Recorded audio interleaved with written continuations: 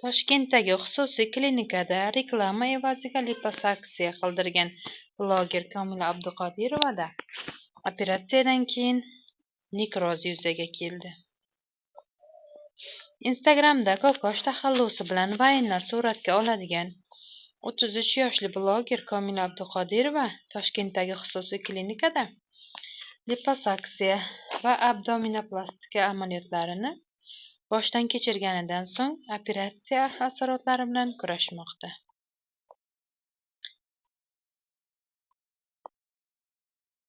Men 3-mart kuni abdominoplastika va liposaksiya operatsiyalarini qildirgandim. Shu bilan 25 kundan buyon yotibman.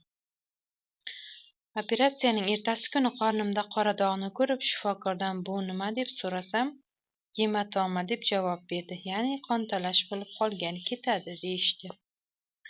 Shu bilan oradan 25 kun o'tdi, lekin qora dog' ketmadi. Shundan so'ng xavotirlanib boshqa doktorlarga murojaat qildim. Ular esa bu nekroz, zudlik bilan qarating deyishdi. Keyin men ularga aytib janjal qilganimdan so'ng e'tibor qaratishdi. Qora joyini olib tashlanglar dedim. U narsa olib tashlanganidan keyin hozir qornim ochilib yotibdi. Meni apparatga ulab qo'yishgan.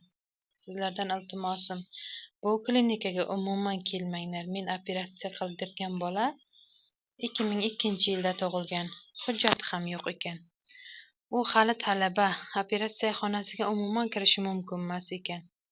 Qo'pol qilib aytganda, ular qassoblik qilishdi. Bu klinikaga qo'lingizni bog'latish uchun ham kelmang, deydi Komila Abduqodirova. Medkonsultant xususiy klinikasi tomonidan berilgan ma'lumotnomaga ko'ra, Komila Abduqodirova qorin teri osti yog' qavatini naychalash amaliyoti bepul o'tkazilgani qayd etilgan. Amaliyotdan keyingi davolanish jarayonida bemorga berilgan tavsiyalarga ko'ra, ko'chaga chiqmaslik, mashina haydamaslik, energetik ichimliklar ichmaslik, rioya qilmasligi oqibatida jarohat sohasida yallig'lanish va teri taxminan 5-6 santimetrli to'qima nekrozi yuzaga keldi. Shundan so'ng bemorga amaliyotdan keyingi nekroz to'qimalarni olib tashlash va yaraga manfiy bosimni davolash tizimi qo'yildi, deyiladi ma'lumotnomada. Komila Abduqodirovaning yaqinlari uni Turkiyaga olib ketib, o'sha yerda davolatish choralarini ko'rilayotgani aytilmoqda. Kokosh Instagramda 455 ming obunachiga ega. U asosan kulgili vayinlar suratga oladi.